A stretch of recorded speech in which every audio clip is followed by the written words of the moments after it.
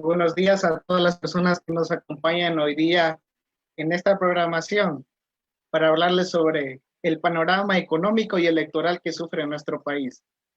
Más o menos en un mes se avecinan las elecciones de primera vuelta para las dignidades de presidente y de asambleístas tanto provinciales como nacionales. Atravesamos por uno de los momentos más difíciles de la historia del país.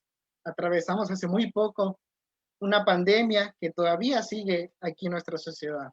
Uno de los problemas que más ha afectado, no solo en el ámbito económico, sino en el ámbito social y propio de salud. Hemos creado este espacio para incentivar al conocimiento sobre los candidatos que vamos a mostrar a continuación. Un conocimiento sobre los problemas de la sociedad en este momento.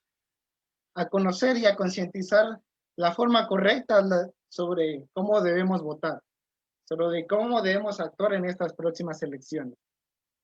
Nosotros los jóvenes impulsamos esto para que se dé a conocer y esperemos que se difunda. Esperemos que este live sea de su agrado. Mi nombre es Ayrton Carpio y los espero en este stream.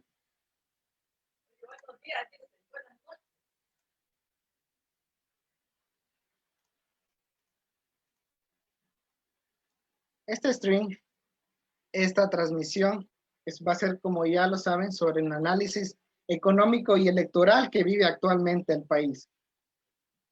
Tenemos una papeleta de 17 candidatos. Sin embargo, solo 2 destacan. Es algo muy raro, ¿no lo creen? Y para presentar a los distinguidos invitados que he tenido la gran gentileza de invitarlos y me han dicho que sí, que están ansiosos de presentar esta charla, son los siguientes. El primero es John Rentería. John Rentería es un joven oriundo de la ciudad de Machala, estudia en la Universidad San Francisco de Quito y está cursando su sexto semestre en economía. Así que John, ten el gusto de presentarte, por favor. Hola, ¿qué tal? Mucho gusto. Mi nombre es John Rentería.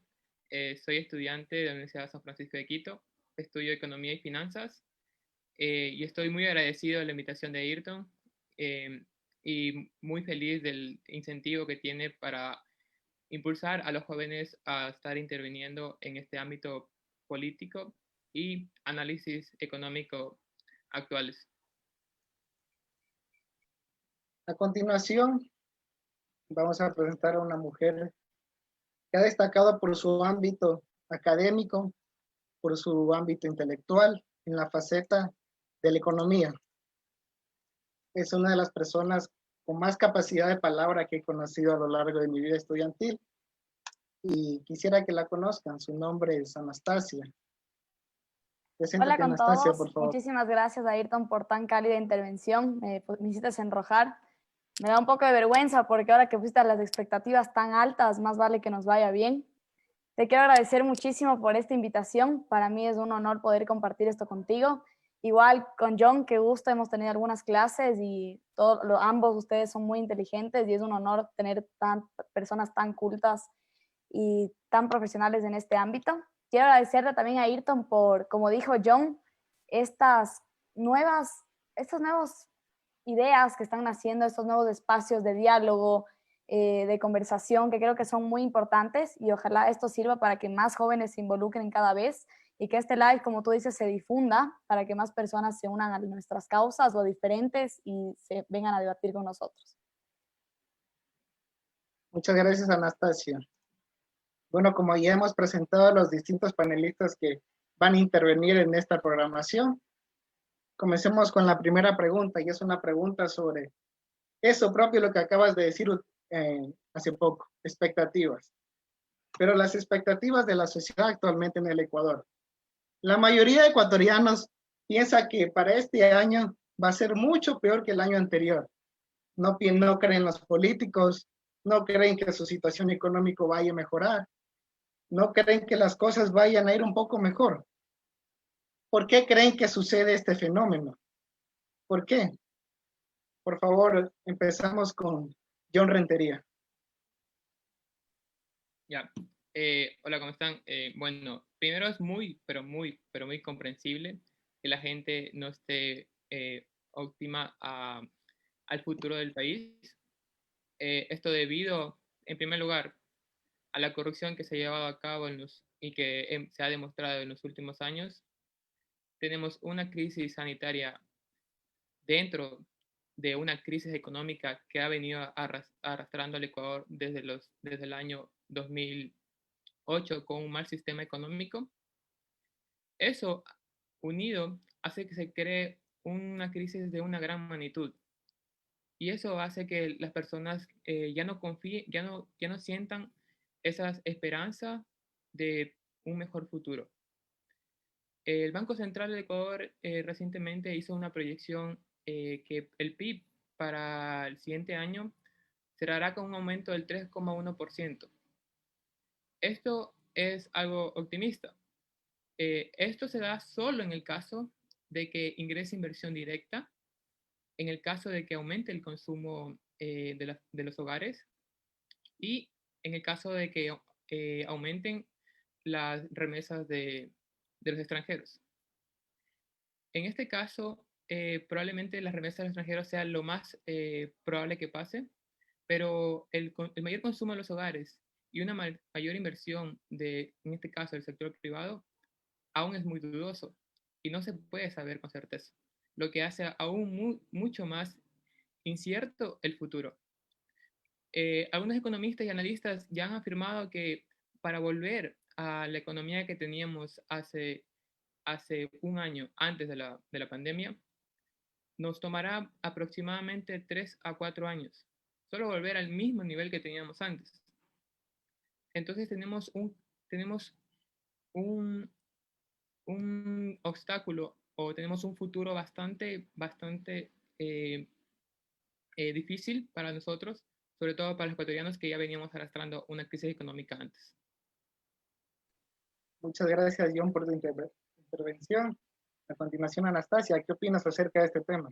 Muchas gracias, Ayrton. Y bueno, robándome también las palabras de John, creo que es natural que no seamos tan felices respecto al futuro, porque nuestro país ha vivido en una incertidumbre e inestabilidad política, social y económica desde siempre. Siempre hemos tenido un lento crecimiento económico y algo importante es que cuando hemos tenido la oportunidad de salir adelante, por ejemplo, cuando el precio del petróleo estaba alto, se despilfarraron los recursos debido a los políticos que teníamos en el poder.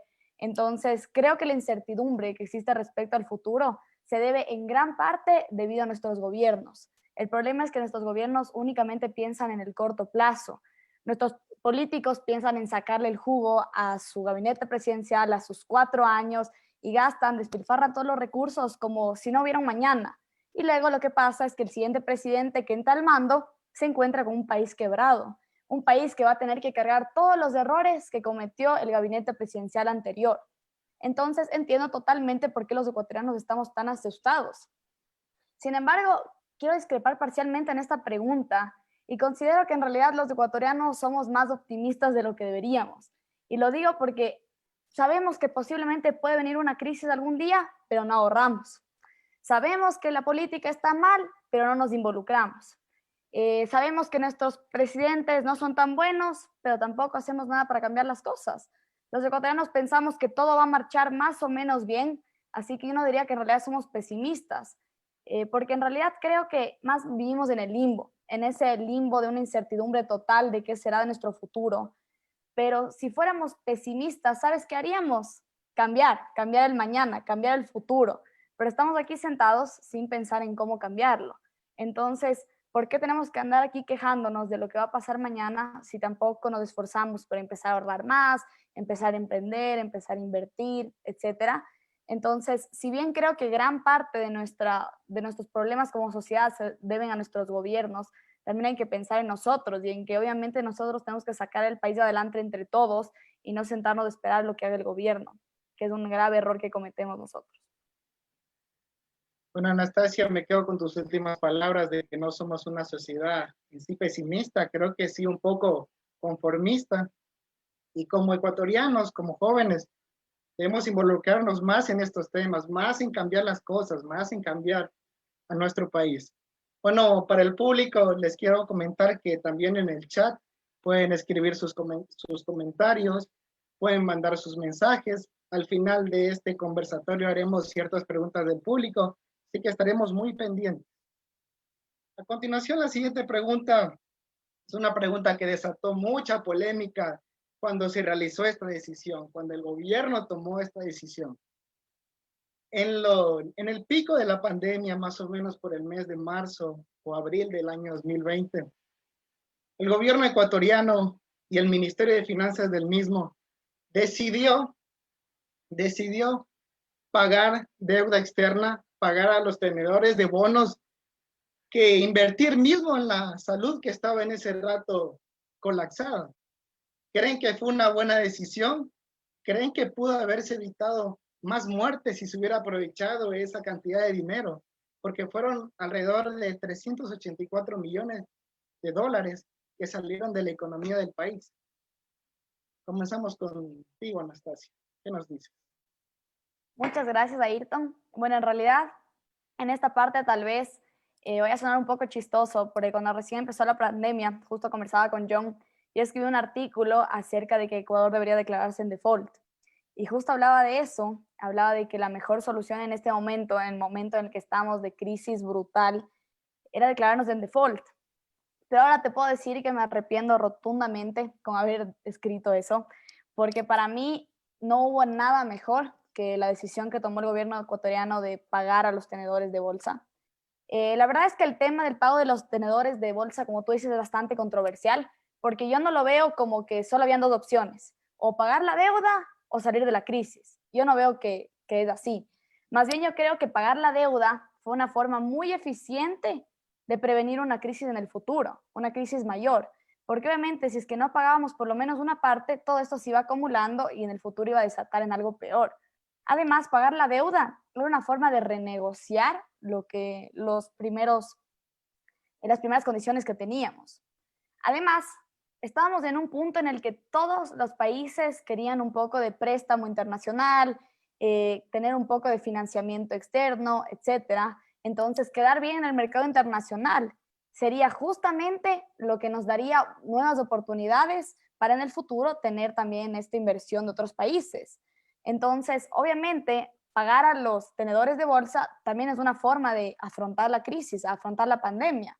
Porque es algo importante y es que a Ecuador le faltaron fondos para la crisis, pero porque fueron despilfarrados, porque en su momento se gastaron en ministerios de felicidad, en carreteras, entonces la plata que estaba destinada a la crisis ya se fue, ya no había.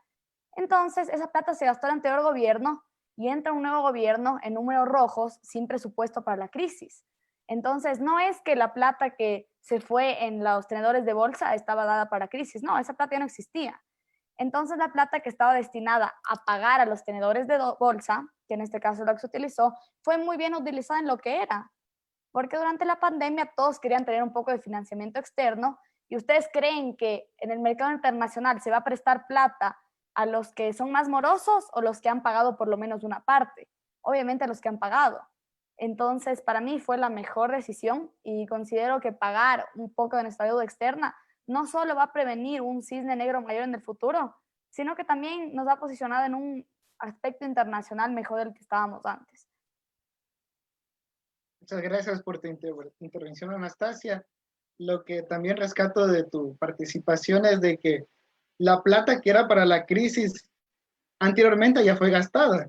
Así que ecuatorianos tengamos un poco de criterio. Sabemos que fue una decisión muy difícil para el Ecuador, pero si las cosas se hubieran hecho mejor en los años anteriores, esta crisis hubiera sido superada con menos muertos, con menos fallecidos, con menos perjuicios para la sociedad.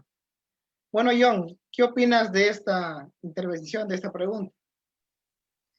Como saben, el objetivo principal del gobierno, en este caso, al momento de pagar los bonos, no solo fue por una mejor reputación, fue con el objetivo de que a largo plazo pueda seguir recibiendo financiamiento para poder seguir invirtiendo en la crisis que estamos viviendo ahora.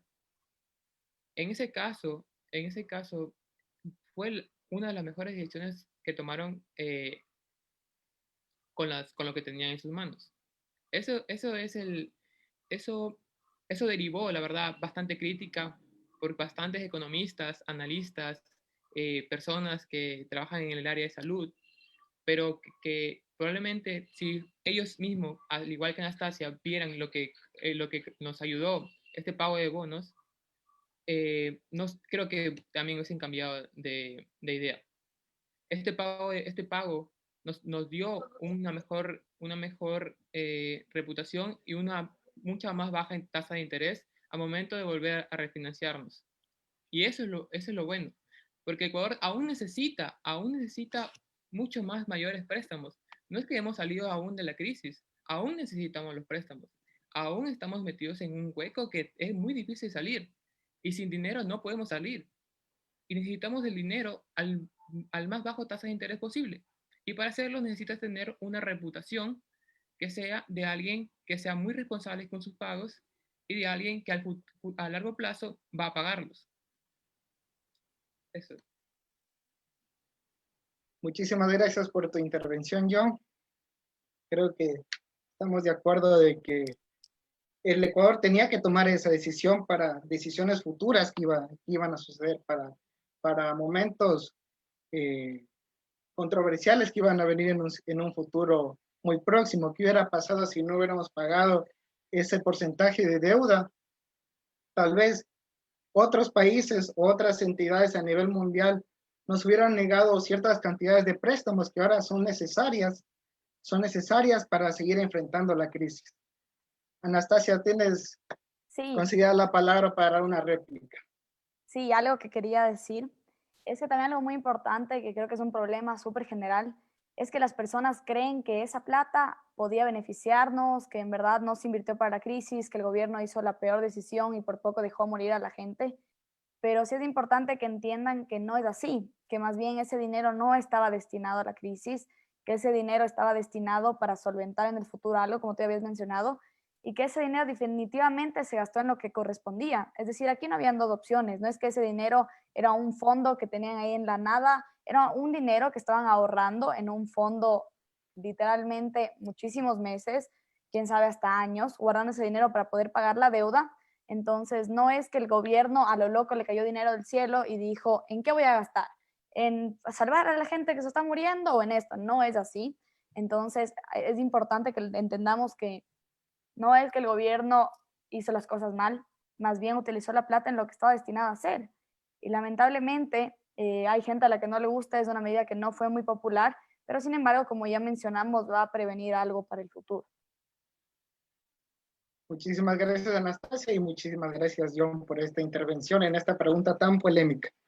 Leemos un comentario en Facebook de Annie Enríquez que dice lo siguiente: mis felicitaciones por esta intervención tan importante, sobre todo realizada por jóvenes preocupados por realizar un análisis sobre el presente político del Ecuador.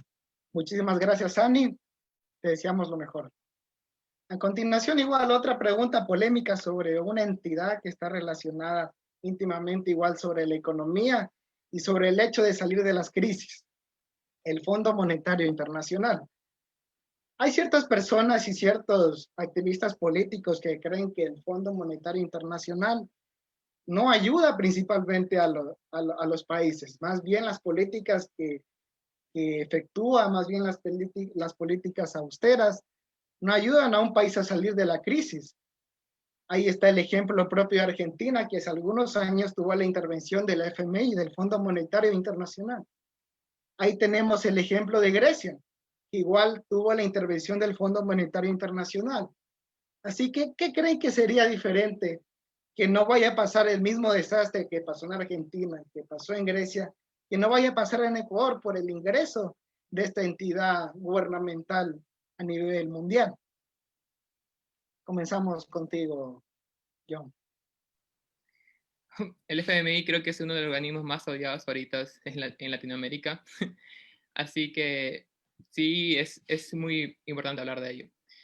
El FMI es un organismo en el cual presta a sus socios o a países en este caso emergentes.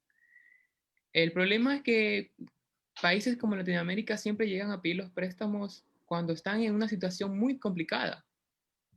Eso, al momento de tú pedir un préstamo, el FMI tiene el problema de tener estas condiciones para prestártelas.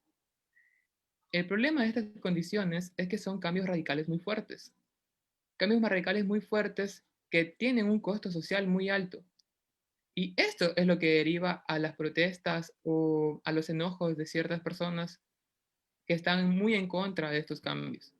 Tú no puedes pasar de un estado socialista a un estado más libre de la noche a la mañana. No lo puedes hacer. Estás quitando a millones de personas que están beneficiándose de bonos, de subsidios. Eliminarlos de la noche a la mañana vas a hacer que todo el mundo te caiga a golpes el otro día. Y es lo que ha pasado en la mayoría de los países. Ese es el problema del FMI. El FMI o sea, no es el organismo el problema, sino las condiciones a las que se da.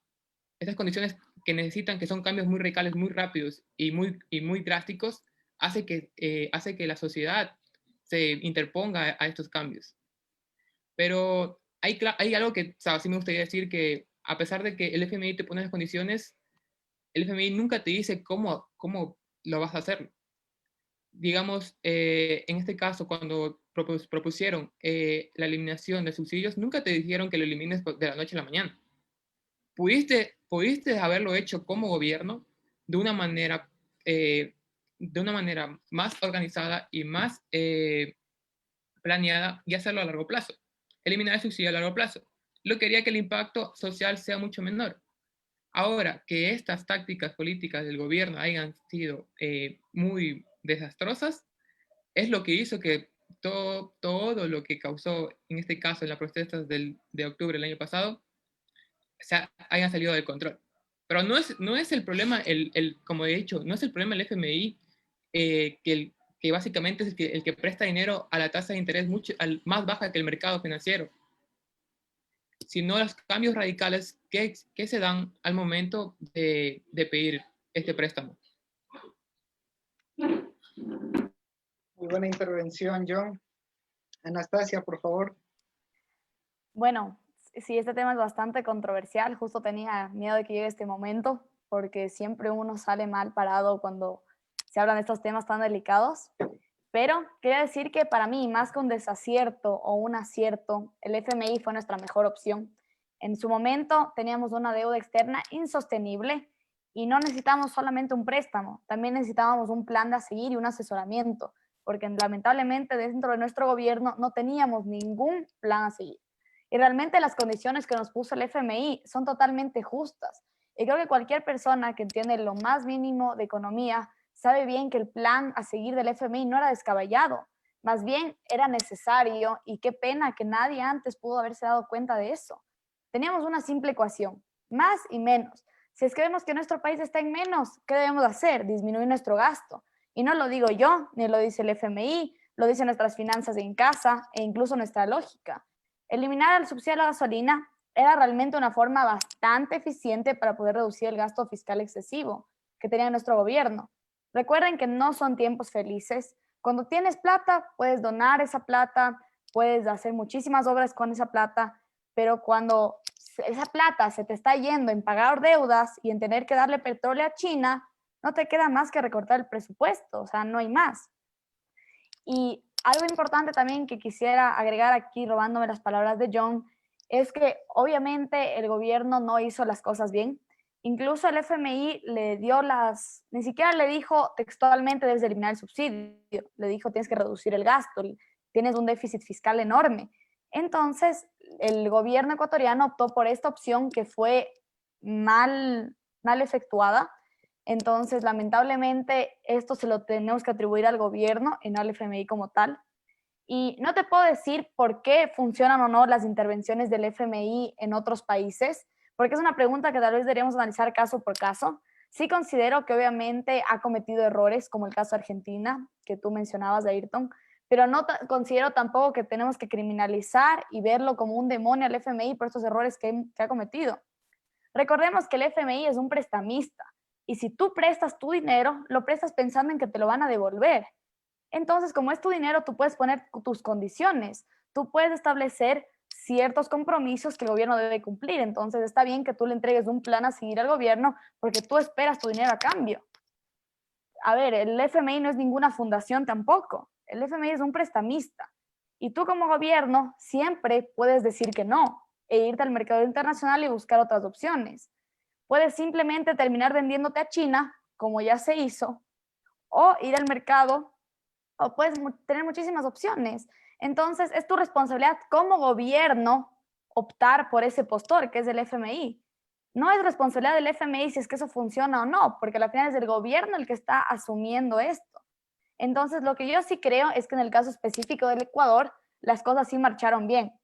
Lo que marchó mal es justamente el tema de que no se explicó bien cómo iban a funcionar el recorte del presupuesto y obviamente la gente no podía estrechar sus bolsillos de hoy a mañana por el mismo tema de lo que yo mencionaba antes, que la gente en Ecuador lamentablemente no ahorra, entonces solo piensa en el corto plazo.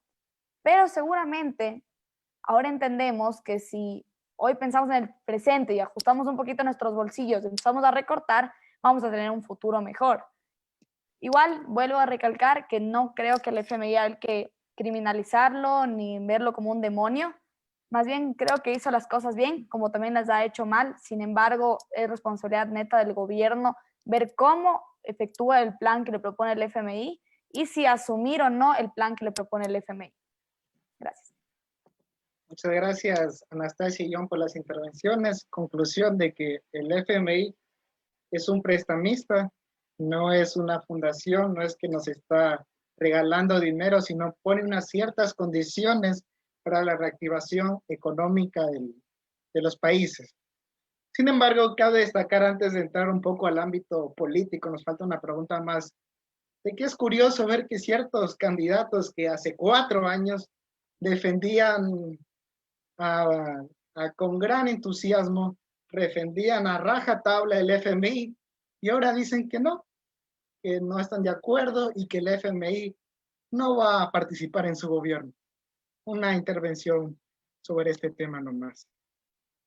Seguimos con la siguiente pregunta. Es una pregunta un poco ligada al ámbito electoral, pero sin embargo su influencia es totalmente económica y por eso le hemos puesto en esta primera parte del programa. La alianza UNES, Unión por la Esperanza, de las listas 1-5, donde su candidato a presidente es el señor Andrés Arauz, economista igual que ustedes, plantea lo siguiente: dar $1,000 a 1 millón de familias en la primera semana de gobierno.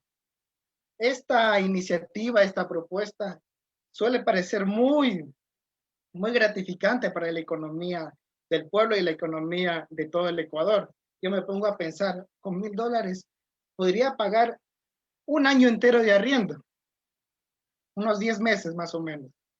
Cualquier persona puede pagar una casa decente con $100. Cualquier persona puede educar a sus hijos con esos $1,000 durante un año. Y ese dinero no se podía intervenir directamente en la economía. Se reactiva el comercio, se reactiva la tienda de barrio, las tiendas de barrios, los microemprendimientos. Es una política expansiva. Pero, ¿qué opinan sobre esta propuesta? ¿Qué opinas, Anastasia? Cuéntame.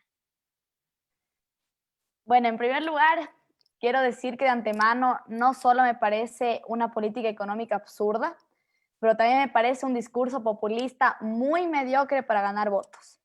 Me parece de lo peor, estoy en total desacuerdo con esta propuesta.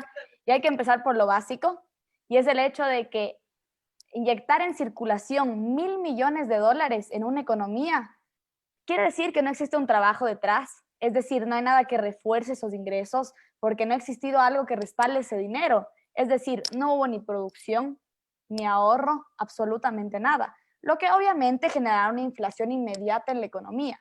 Tú al inyectar tanta suma de dinero en un periodo tan corto de tiempo, obviamente desencadenará una alza de precios tremenda. Todo el mundo va a ir, sea a invertir ese dinero, a gastar ese dinero, pero en un periodo tan corto y, como te digo, sin respaldo detrás, que obviamente se va a producir una inflación terrible, una inflación que ahorita el Ecuador en su crisis no está dispuesta a aguantar. Por el otro lado, es incierto, como tú dices, Ayrton, creer que estos $1,000 que van a tener las personas serán gastados en inversión, en negocios, en salud, etcétera, porque lamentablemente la gente en Ecuador no es así. Debemos modificar la cultura que tenemos para obviamente enseñarle a la gente a invertir ese dinero antes de entregarle ese dinero, porque es muy probable que la gran mayoría se compre una Smart TV con ese dinero o se vaya a gastar en un iPhone. Es muy probable que se despilfarren esos recursos antes de que de verdad funcionen para algo. Yo creería que es mucho más beneficioso invertir esos $1,000 millones en educación y darle herramientas a las personas para que aprendan a ganar en el futuro esos $1,000 y más. Como dice aquella frase, en vez de regalarles pescado, enseñemos a pescar. La gente, además, o la última cosa que quiero decir, la gente al recibir $1,000 caídos del cielo, lo que hará es acostumbrarse a siempre recibir algo del Estado. Listo, recibí esos $1,000, ¿cuándo me van a llegar otros 100? ¿Cuándo me vas a dar otros 1,000? Y aquellos que no recibieron esos $1,000 pensarán en lo injusto que es el Estado con ellos.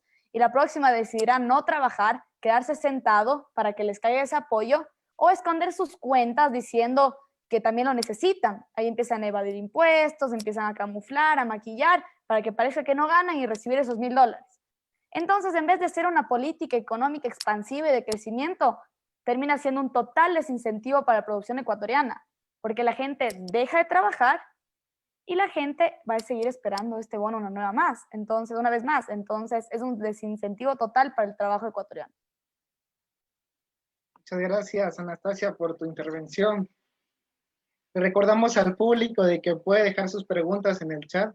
Al final del programa vamos a estar respondiendo a estas mismas preguntas. John, por favor, tienes la palabra. Ok, Anastasia les ha explicado muy bien la parte cultural y la parte de inflación. En este caso, si se llegase a dar $1,000 millones. Ahora yo quiero preguntarles a ustedes, ¿de dónde van a sacar $1,000 millones en un momento tan crítico como el actual? 1, ¿tomas deudas? O 2, ¿a qué sector o a qué parte del Estado le vas a quitar $1,000 millones para dárselos a toda esa cantidad de gente? Esto genera una problemática exuberante. Digamos, Estados Unidos es un país que puede también hacer esa política expansiva, pero en el caso de Estados Unidos, él imprime ese dinero. Nosotros no podemos hacer eso. Entonces, ¿de dónde vas a sacar ese dinero? Me parece de igual manera que es solo una propuesta populista, de tal manera solo para ganar votos lo más rápido posible, porque decirte la verdad, o sea, para ser sincero, sacar $1,000 millones en un momento tan crítico como el actual, donde tienes que tener una inversión en salud pública demasiado alta, tienes que rendir cuentas al Estado aún, tienes que hacer ajustes fiscales todavía porque tus cuentas aún están negativas, tienes que aún invertir en educación, invertir en seguridad. Entonces, ¿qué parte del sector del gobierno, como he dicho antes, vas a tener que quitarle $1,000 millones para entregárselos a este millón de personas? Y probablemente piensen que probablemente piensen que es una medida buena para la gente que es pobre, pero ya lo dijo Anastasia, no sabemos en qué va a invertir esta gente. No sabemos la parte cultural. La gente de Ecuador aún no tiene una buena educación financiera para decirlos voy a invertirlos de la mejor manera a estos $1,000. No lo tienen. Si lo tuviera, estuviéramos muy seguros que lo va a invertir de la mejor manera, pero no lo tienen. Entonces eso agrava mucho más el problema, porque estos $1,000 pueden ser despilfarrados de la peor manera posible y puede hacer que lo único es que el gobierno se enfrente a una deuda mucho más alta. Son $1,000 millones que tendremos que pagar si en este caso si es que le llegamos a pedir. Entonces, ¿por qué usar estas propuestas populistas solo como última instancia para ganar la mayor cantidad de votos posibles? De acuerdo contigo. Muchas gracias, John, por tu intervención. Muchas gracias, Anastasia. Primera pregunta que debemos hacernos. ¿De dónde va a sacar esos $1,000 millones el gobierno? Y segunda pregunta, ¿cómo sabemos si se van a utilizar correctamente estos fondos en el caso hipotético de que esta propuesta pueda llegarse a hacer realidad. Y no solo por una propuesta de este candidato, del candidato Andrés Arauz, sino otra propuesta que también podría ser el próximo presidente del Ecuador. Ahora sí, entramos al panorama electoral, el panorama que más nos intriga, que más nos motiva en estos instantes. Estamos a un mes de las elecciones. Estamos a un mes de las elecciones, pero lastimosamente el Consejo Nacional Electoral está con una orden judicial de desacato y por lo tanto pueden ser destituidos. Claro que antes tiene que reunirse el Tribunal Contencioso Electoral, pero ahí ya hay un precedente. No logran todavía decir si sí o si no a una candidatura que es bien aceptada por el pueblo ecuatoriano. Hay ciertas denuncias que los consejeros del CNE se reúnen con ciertos candidatos, que se reúnen para hablar sobre cómo manipular o sobre cómo dañar o perjudicar a otra candidatura. Así que les pregunto, ¿cómo ven este panorama electoral? ¿Cómo ven la confiabilidad del Consejo Nacional Electoral? ¿Quién quepa que de aquí en los próximos días alguien vaya a estar diciendo que hubo fraude electoral y que vaya a haber manifestaciones que capaz, no sabemos si hubo fraude, pero sí existe esa tasa de desconfiabilidad en este Consejo Nacional Electoral? ¿Qué opinas, Anastasia? Bueno, en realidad también robándote las palabras de Ayrton, opino que el CNE ya ha dado mucho de qué hablar en múltiples ocasiones, en la caída de sus plataformas, mientras se contabilizan los votos, también ahora en el favoritismo que existe, en que se procesen ciertos candidatos y otros no. Entonces, si es que el CNE no ha hecho nada, pues no estaría tanto en la boca de todos. Entonces, algo importante es que la institucionalidad en el CNE se habla de que está bastante corrupta. Se habla muchísimo de que la candidatura de Álvaro no fue procesada debido a ciertas palancas de otros candidatos, específicamente Lazo. También se habla de Nebot. Y yo considero que si existen intervenciones que perjudican a otros candidatos, deberían ser procesados y destituidos de estos consejeros del CNE. Estoy muy a favor. Pero aquí es cuando también me entra otra pregunta, porque cuando nos preguntamos, ¿deberían ser o no destituidos? Tenemos que preguntarnos si es culpa de los consejeros del CNE o de los que están pidiendo estos favores, de los que están pidiendo estas palancas, de los que están metiendo ese billete. Así que si es que se los destituye a ellos, ¿no deberían ser también incriminados los que participaron en esto? Porque aquí es de lado y lado. Entonces, si es que estamos criminalizando al CNE, también criminalicemos a los que buscaron la palanca dentro del CNE para tener estos actos. Entonces, antes de cualquier cosa, y para mí sí es importante que antes de que se den las elecciones, este tipo de situaciones se resuelva, se busque la razón real. Obviamente, si es que esto se llega a dar, se aplazarían las elecciones. Sin embargo, sí creo que los ecuatorianos tenemos que tener transparencia al momento de votar. Entonces, no podemos votar sabiendo que hay un nombre como el de Lazo involucrado en un asunto así y que no está dejando participar a otro candidato que posiblemente tendría el voto de muchos. Muchas gracias, Anastasia. John, tu intervención, por favor. Sí, había escuchado bastantes rumores sobre el caso. Me parece bastante denigrante, sobre todo para una institución pública que ya tiene evidencia, ya tuvo evidencias en el 2017, 2018, cuando se fueron las anteriores elecciones, donde ya existió una baja tasa de credibilidad. Entonces, la ciudadanía ya no tiene mucha confianza y se nota las críticas, se puede ver al hablar con cualquier persona, se puede notar el cierto favoritismo en estas instituciones públicas que pareciera que estuvieran controladas por un solo partido, que a mi parecer no debería ser así. Debería existir una transparencia para todos, debería existir, se supone que estamos en un sistema democrático, en un país democrático, debería existir la libertad para todas las personas de ser postulantes para presidente, y deberían los ciudadanos reclamar este derecho de ser quienes reciban la verdad sobre este caso. Y el problema de ello es que, o sea, la parte judicial puede demorar hasta 15 días solo en resolver este problema. 15 días podría, o sea, solo para saber la respuesta final de un juez de que sí o no ante el caso que ya se ha propuesto. Esto realmente perjudica a todo, al ya ajustado calendario electoral, lo que hace que sea mucho más incierto para las personas. Las personas sienten, comienzan a dudar más y vas a tener una mayor tasa probablemente de votos nulos en este caso. Entonces, creo que debería tener el Estado un mayor credibilidad para poder asegurarse por lo menos de que la gente tenga ganas de ir a las papeletas a votar por alguien que el man piense que es un candidato seguro. Muchas gracias por tu intervención, John. Como ya lo han expresado, lastimosamente hay cierta, como popularmente se lo conoce, mano negra en el Consejo Nacional Electoral. Para aclarar un poco, un consejero es del partido de Creo, otro consejero es del Partido Social Cristiano y otro consejero es de la Junta de Beneficencia de Guayaquil. Y todos sabemos quién está a cargo de la Junta de Beneficencia de Guayaquil. Seguimos con la siguiente pregunta.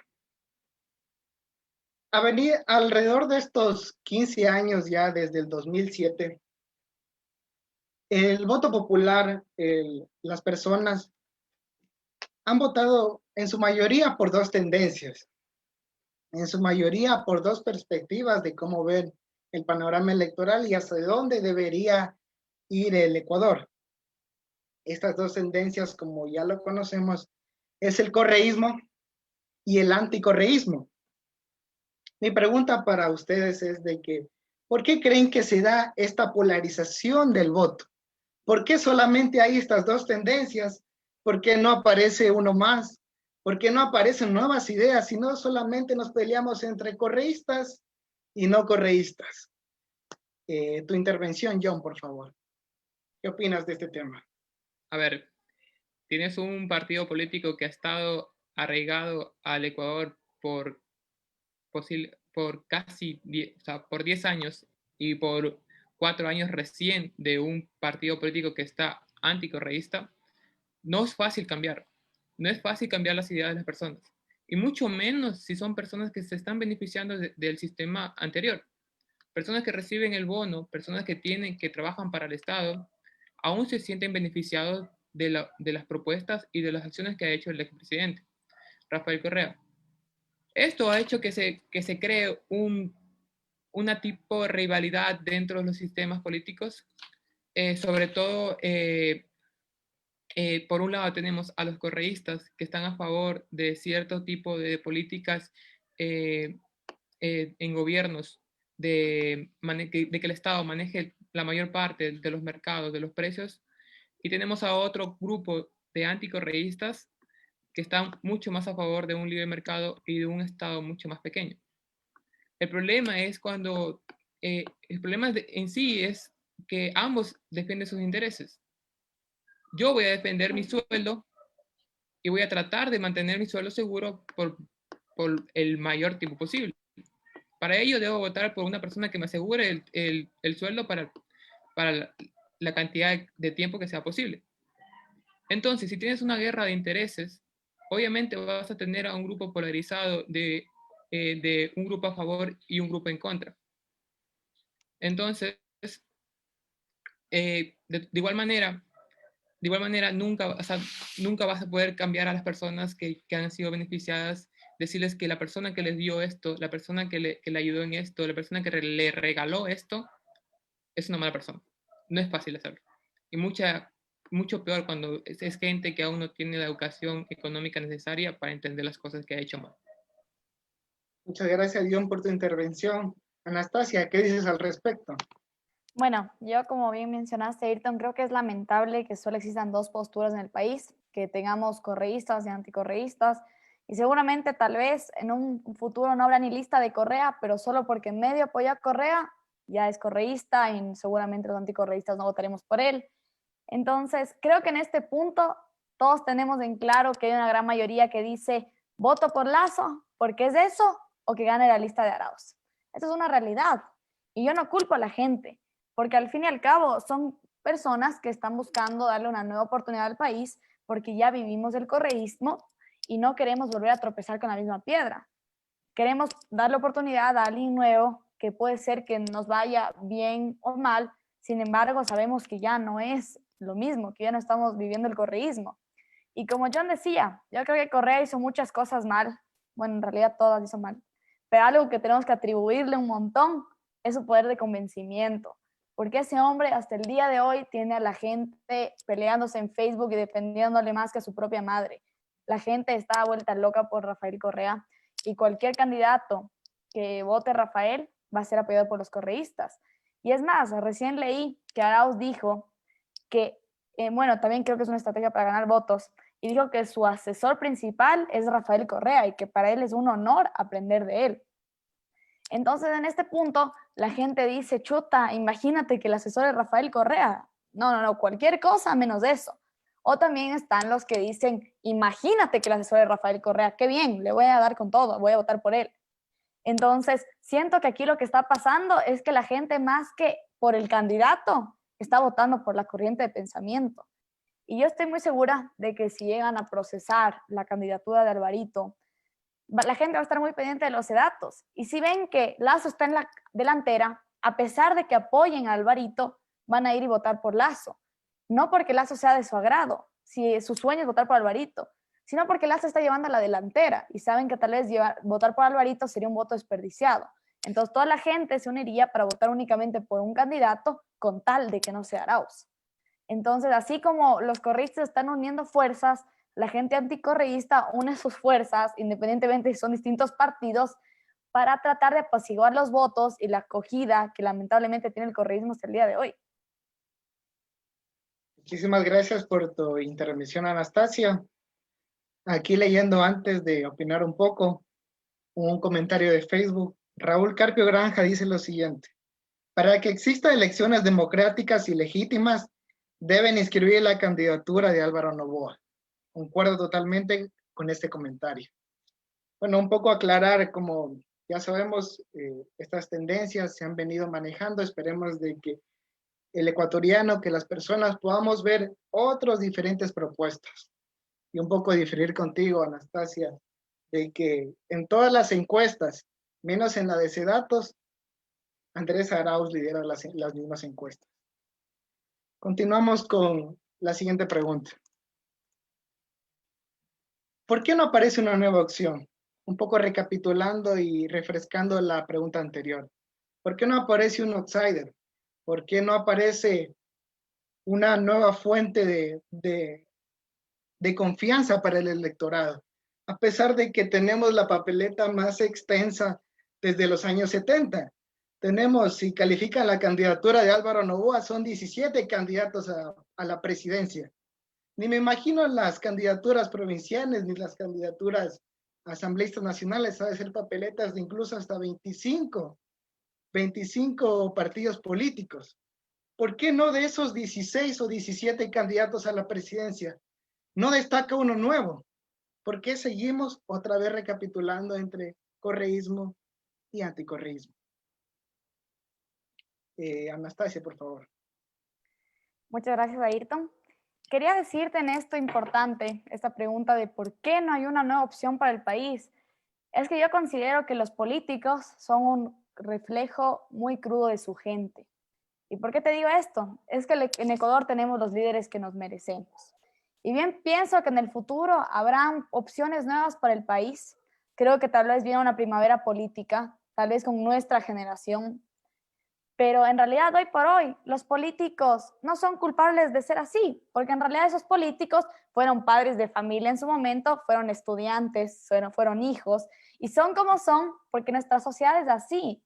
Nosotros normalizamos la copia en clases, sobornamos policías, cruzamos cuando no hay paso cebra, y apoyamos la viveza criolla más que hacer las cosas recto. Entonces, ¿por qué no nos empezamos a dar cuenta de que los políticos que tenemos son nada más un reflejo de quiénes somos nosotros? Y si ahorita tenemos, perdón que lo diga, a muchos payasos de candidatos a la presidencia, es porque prácticamente no hemos hecho nada para esforzar a sacar nuevos líderes. El problema es cíclico, porque mientras los ecuatorianos no nos involucremos en las cuestiones importantes, no podemos esperar que surjan nuevas ideas mágicamente. Si queremos tener candidatos dignos en estas papeletas, debemos educar y educarnos, reformar nuestra cultura, nuestro hogar, nuestras ideas. Y para mí, no hay nuevas opciones en la papeleta por dos razones. A, no cambiamos nuestros hábitos y seguimos siendo muchos ecuatorianos, caemos en las tentaciones de la corrupción, de ciertos problemas sociales, fragmentamos la sociedad. Y B, no nos involucramos en las cuestiones importantes y por eso tampoco aparecen nuevas ideas. Todos queremos tener el candidato perfecto, pero ¿por qué no decir yo quiero ser el candidato perfecto? O mis amigos quieren ser el candidato perfecto. Y si es que ni yo ni mis amigos quieren, por lo menos busquemos el candidato perfecto y encontremos a quien sí quiera y esté a la altura. Pero tampoco lo hacemos, entonces tampoco podemos esperar que mágicamente aparezca. Muchas gracias, Anastasia. Yo Me gustaría destacar dos cosas importantes que dijo Anastasia. Nos merecemos los gobernantes que tenemos. Y dos, que es la importancia de una sociedad que esté muy involucrada en la política. A nosotros nos afecta la política y debemos entender y debemos tratar de educarnos de la importancia que tiene la política en nuestras vidas.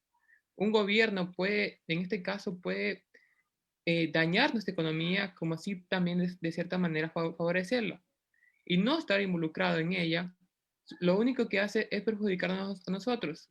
Existe en Ecuador un quemiimportismo sobre la política, diciendo que todos los políticos son corruptos o son malos, pero entonces, ¿qué está haciendo las personas buenas en su casa viendo? ¿Por qué no ha salido ni una persona buena de su casa a decir, sabe que yo quiero cambiar el país? ¿Acaso están esperando que alguien más los haga por ellos? ¿Por qué no se involucra la sociedad, la parte buena de la sociedad en la política? Es una pregunta muy interesante de hacerse y mirarse al espejo. Sobre todo, ¿qué hago yo por mi país? ¿Qué hago yo para que mi hijo en un futuro no tenga que sufrir las crisis que estoy sufriendo yo? ¿Qué hago yo para que mi familia pueda tener un país saludable económicamente, con un buen sistema de salud, con un buen ejemplo a seguir? Pero no, no nos gusta, no es nuestra cultura y es algo que debemos cambiar. Si queremos unos nuevos dirigentes con nuevas mentalidades, debemos sacar, sobre todo a los más pequeños, que es lo óptimo, con una nueva mentalidad, con un nuevo pensamiento, que tengan, que sea buscado el bienestar común y no solo el beneficio propio. muchas gracias, John. Como Anastasia y tú mismo lo han expresado, no necesitamos esperar de que otras personas nos solucionen los problemas. No podemos esperar de que otras personas, otros candidatos vengan y digan, tenemos la receta perfecta. Sino nosotros, como ecuatorianos, como jóvenes, como padres de familia, como mujeres, como hombres, debemos tomar esa iniciativa. Debemos tomar esa convicción de mejorar nuestro país. Bueno, a continuación una pregunta del público de David Villalta. ¿Cuál creen que sea el mejor presidente a elegir cuál creen que sea el mejor presidente a elegir con su propuesta más correcta? ¿Qué características o qué cualidades debemos tomar de este candidato para que sea la mejor elección y por supuesto en el ámbito económico? ¿Qué le recomendarían a David Villalta para que elija de la forma más correcta? Por favor, John. Creo que siempre debes primeramente buscar tus intereses, porque en eso se basa la democracia. Tú defiendes tus intereses, así que debes buscar un partido o un candidato que defienda los tuyos, porque tienes que decidir por quién votar dependiendo de qué es lo que tú estés buscando. Ahora, desde mi punto de vista, si tuviera que escoger un presidente, escogería al que por lo menos me dé la certeza de que va a llevar por el camino correcto que debería ir el Estado. No como un intervencionista de todo el mercado, sino como un solo regulador. No involucrarse ni agrandar el Estado, que lo único que hace es que aumenta el gasto que al final es gasto que es financiado por impuestos que pagamos nosotros. Entonces, si mi interés va por ahí, debo buscar a un candidato que me asegure que va a reducir el Estado, me asegure que va a mantener un ajuste fiscal, me asegure que va a abrir el mercado para todas las personas y que me asegure un bienestar al futuro mío. Gracias, John. Anastasia, por favor. Bueno, y después de escuchar el debate presidencial, más bien le diría a David que me recomiende a mí por quién votar, porque está difícil, no les voy a mentir, está difícil, pero robándome las palabras también de John, yo creería que en este punto y en la crisis en la que estamos, no hay nada mejor que votar por un candidato que apoye el mercado, es decir, un candidato que apoye a la empresa privada. Basta de pensar que el mejor candidato es aquel que regala más plata, que decide darle $1,000 a las familias, que decide regalar y regalar el regalar. Como les he dicho anteriormente, estos son literalmente cosas de corto plazo. A largo plazo, eso ya no funciona. A los 4 años de presidencia, el gobierno va a estar más quebrado que antes de haber empezado. Así que yo considero que en este punto yo me inclinaría por Lasso, y no porque apoyo todas las cosas que hace o dice, sino porque apoyo justo esa corriente de pensamiento de apoyar a la industria, apoyar al emprendedor, que es lo que más necesitamos hoy en día. Y si es que se llega a procesar la candidatura de Alvarito, yo votaría por él, porque además de apoyar a esta corriente, también tiene puntos muy interesantes que aportar. Y también algo interesante de Alvarito es que obviamente no está en tantos problemas como está Lasso. A Lasso siempre lo recuerdan con ciertas épocas de la historia del Ecuador. Entonces, obviamente, siempre es mejor optar por alguien como Alvarito, del cual aún no se habla, como para que empiece a trazar un libro en blanco. Pero bueno, también estoy abierta a escuchar al público, y si tú, David, me quieres contar también tu punto de vista, yo feliz, porque también, como les digo, ahorita mi voto, y lo quisiera admitir, se inclina en correístas y anticorreístas, porque lamentablemente es votar por alguien que sé que puede hacer las cosas diferente o votar por lo mismo de siempre. Muchas gracias, Anastasia. Igual, David, como ya lo han expresado los panelistas, necesitas analizar a los candidatos, analiza sus propuestas, analiza su corriente ideológica, su corriente política, cómo piensan, cuál es su proyecto político, y sobre todo cuestiona, sé crítico con las propuestas. No te dejes influenciar mucho por el discurso, sino investiga datos reales. Investiga de que, bueno, esta propuesta me parece bien, pero ¿cómo la pueden hacer? Eso la mayoría de candidatos no te lo dicen. Solo te dicen la propuesta, te dicen el qué, pero nunca te dicen el cómo. Bueno, un mensaje de Fausto Reyes que nos dice lo siguiente. Felicitaciones, jóvenes, por este espacio. Mucho más contenido que en el debate presidencial de anoche.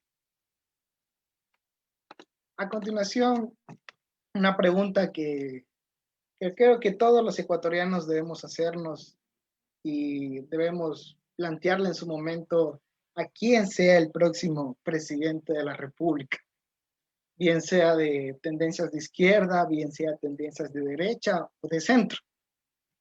Es la siguiente pregunta. ¿Cómo va a enfrentar la crisis económica en la que estamos viviendo? El empleo ha aumentado a más del 6% y mucho más el subempleo. ¿Cómo vamos a enfrentar esa crisis sanitaria? ¿Cómo vamos a enfrentar esos problemas graves sociales que tenemos? ¿Qué le dirían a ese candidato, a ese próximo presidente? Comenzamos contigo, Anastasia. Bueno, quiero empezar diciendo que lo bueno de haber tocado fondo es que de ahora en adelante solo podemos subir. Y después de una crisis tan fuerte, la economía naturalmente se va a empezar a balancear y a crecer un poquito. Lo que quiere decir que el siguiente presidente que aparezca va a pensar que está mejorando la situación, pero no caigamos en eso. La realidad es que lo que sucede es que de verdad se está volviendo a ese punto de partida y solo estamos volviendo a ese punto inicial y desde ahí tenemos que volver a crecer. Pero lo que se ve en este momento es que conseguir los recursos necesarios para empezar a crecer una vez hemos llegado a ese punto de partida va a ser muy difícil porque el próximo gobierno va a asumir un país que tiene aún un déficit muy alto y lo que tendría que empezar a ver es generar nuevas fuentes de ingreso. Yo creería que la principal fuente de ingreso que va a utilizar el Estado ecuatoriano son las nuevas actividades económicas, por ejemplo, la minería. Se cree que será un sector de mucho crecimiento el siguiente año y en todo el periodo presidencial. Igual hay que recalcar algo desde el punto económico, y es que nos estamos enfrentando a un gran problema y es la dificultad de conseguir trabajo. Debido a la crisis, el siguiente gobierno tomará un país en el cual los egresados de universidad no pueden conseguir empleo, la tasa de desempleo está en constante aumento y el gobierno debe generar nuevas opciones de empleo. Tenemos candidatos como Arauz que posiblemente van a ofrecer dar empleos en lugares públicos, pero también tenemos esos candidatos que incentivan a crear empleos. Y yo estoy más a favor de esta segunda opción. Estoy a favor de que se creen estos incentivos para generar empleo. Puede ser, por ejemplo, el trabajo por horas, que es bastante criticado por el populismo, pero es una forma de darle una nueva oportunidad a esa gente que no tiene ningún empleo y gente que en verdad necesita trabajar 2, 3 horas al día, incluso 2, 3 horas a la semana, porque es de eso o ir a los semáforos. Entonces, esto va a ocasionar sin duda un problema social muy grande, porque muchas de las medidas económicas que va a tomar el siguiente gobierno, sea cual sea, serán muy poco populares. Si es que con el tema de la eliminación del subsidio, del que ya hablamos antes, existieron tantas revueltas, no me puedo imaginar lo que sucederá cuando el gobierno busque otras reformas, otras formas de cortar el presupuesto, aumentar sus ingresos, aumentando el impuesto, por ejemplo. Se ven un periodo de decisiones muy fuertes para el gobierno y son decisiones poco populares que a muchos seguramente no les gustarán. Y estoy segura de que habrá muchas revueltas y problemas, sobre todo en este momento de presidencia, porque innegablemente se tienen que tomar decisiones duras. Yo estoy a favor que se tomen esas decisiones liberalizando el mercado, es decir, disminuyendo los incentivos para el emprendedor. Emprender en Ecuador es extremadamente difícil y yo creo que esas son una de las primeras trabas que se deben quitar si queremos aumentar el empleo en Ecuador. Y estoy a favor de que el siguiente presidente haga ese tipo de cosas. Eso sí, quiero decir que del lado político se viene una crisis muy fuerte, porque sea cual sea el candidato que gane, en este caso Lazo o Arauz, que son los que llevan la delantera, sin duda aparecerá una oposición política, una oposición que nos seguirá fragmentando como sociedad y que seguramente podría desencadenar una crisis incluso peor. Por eso es que estamos en este momento de tanta incertidumbre, porque va a aparecer una oposición y seguramente van a haber nuevas revueltas sociales que nos van a dejar peor. Entonces tenemos que tener cuidado en elegir a la persona a la que vamos a votar, porque recordemos que, como les digo, tenemos a los que están regalando $1,000 sin saber en serio qué puede pasar con la economía, o tenemos a otros candidatos que efectivamente quieren apoyar a los jóvenes emprendedores, que quieren invertir en ideas, en negocios. Entonces aquí es cuando tenemos que pensar muy bien por cuál nos inclinamos nosotros. Muchas gracias, Anastasia. De mi parte, comparto la idea del trabajo por horas. Creo que es una opción muy viable para fomentar el empleo y que no es algo nuevo. Todos los que tenemos familiares en otros países como Estados Unidos saben de que así es la forma del trabajo y la producción en distintos países. John, ¿qué nos cuentas? Danos tu opinión, por favor. Listo. Creo que el siguiente gobierno la tiene muy, pero muy, muy difícil. Va a estar en una situación muy complicada. Tienes una alta tasa de desempleo, tienes una presión de un alto nivel de endeudamiento, tienes que pagar bastantes intereses por estos endeudamientos, tienes, como ya dijo Anastasia, posibles revueltas de bloques opositores a tu gobierno y tienes que incentivar a una economía destrozada por una crisis sanitaria. Tienes todos los factores literalmente para salir corriendo del gobierno y no sin mirar atrás. Por eso el siguiente gobierno debe ser una persona muy fuerte y muy decidida a tomar decisiones muy difíciles, porque eso es lo que le va a tocar hacer. Decisiones muy difíciles que probablemente tengan un costo social muy alto, como un nuevo ajuste fiscal para poder obtener un mayor alce de los ingresos y poder hacer frente al pago de bonos que son en los siguientes años. Tienes que, desde mi punto de vista, para mí, seguir abriendo el mercado, como lo estaba haciendo este gobierno. Solo en el caso del sector no petrolero, sobre todo en el sector bananero, aumentó un 16% con respecto al año anterior.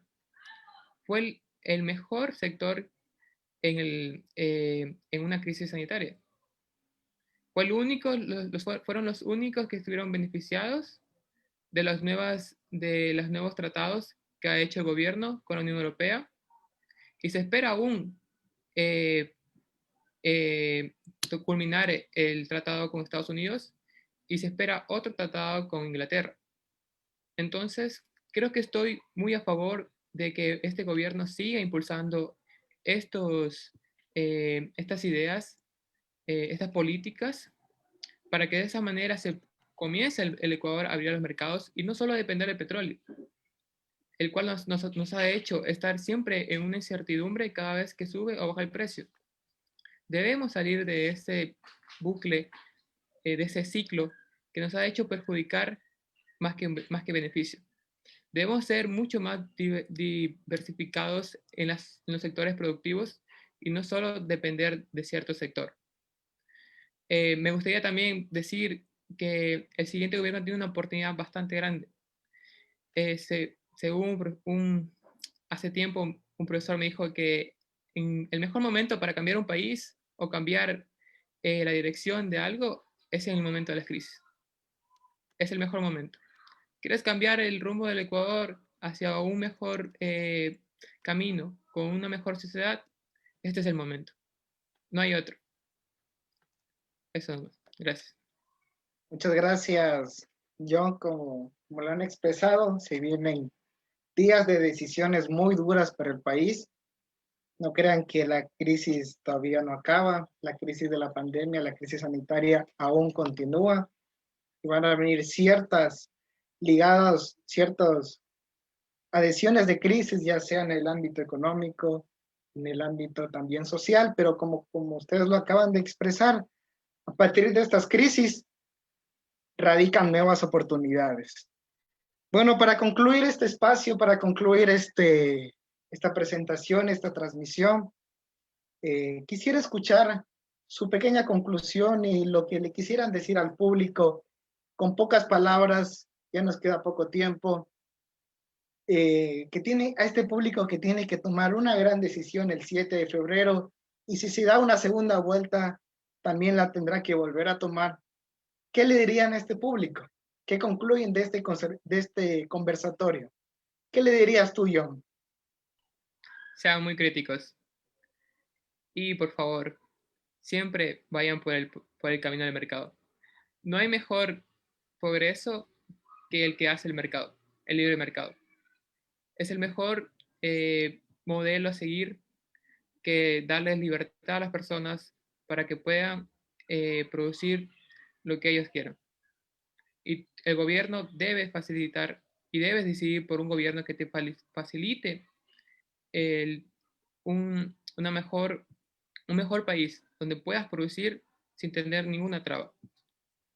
Entonces tú deberías exigir al siguiente gobierno una sociedad donde tengas una mayor libertad, una mayor libertad económica, una buena seguridad y una buena responsabilidad jurídica. Muchas gracias, John, por esta intervención y por todo el espacio que nos has brindado alrededor de esta conversación. Tu conclusión, Anastasia. Bueno, yo quiero destacar dos partes fundamentales. La primera, nuevamente agradecerte, Ayrton, a ti por la oportunidad. y que la audiencia se quede con esta idea de involucrarnos más, de empezar a preocuparnos por esos problemas que a todos nos conciernen, de empezar a educarnos más. Y por el otro lado, siguiendo las palabras de John, decir que también les diría que piensen en optar por algo diferente. Ya nos dimos cuenta de lo que pasó con Correa, ya nos dimos cuenta de que lamentablemente ese populismo desencadena en corrupción y siempre vamos a seguir tropezando con la misma piedra si es que no aprendemos a darle la oportunidad a otra corriente de pensamiento, que en este caso es la corriente de pensamiento del mercado, es la corriente de pensamiento de los negocios, de que todos crezcamos, que trabajemos duro. Obviamente lo fácil es irnos por el populismo, lo fácil es recibir $1000. Lo difícil está en trabajar, en querer emprender, en progresar. Sin embargo, es el camino que al terminar esos 4 años nos seguirá dando plata. Es el camino que al terminar esos 4 años de periodo gubernamental va a seguir rendiendo frutos en el futuro.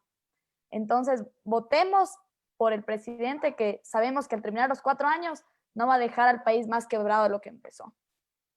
Gracias. Muchas gracias, Anastasia. Igualmente agradecerte por aceptar la invitación, al igual que yo, de sumarnos a estos espacios de divulgación, estos espacios de opinión, que nos permita a todos nosotros conocer un poco más sobre la política. No tengamos ese malestar al escuchar a un político o el malestar al escuchar sobre ciertas ideologías, sobre ciertas tendencias, sino más bien como ustedes lo han expresado. Seamos críticos, por favor. Seamos críticos al momento de tomar estas grandes decisiones y enseñemos a los que vienen, a nuestros amigos, a nuestros compañeros, a nuestras personas más cercanas, a que se involucren y mejoren nuestro país. Muchas gracias a todos. Nos veremos en un siguiente live. Si todos ustedes no callan y vencen el miedo, para que ser cobarde no valga la pena y ser valiente no salga tan caro. Muchas gracias.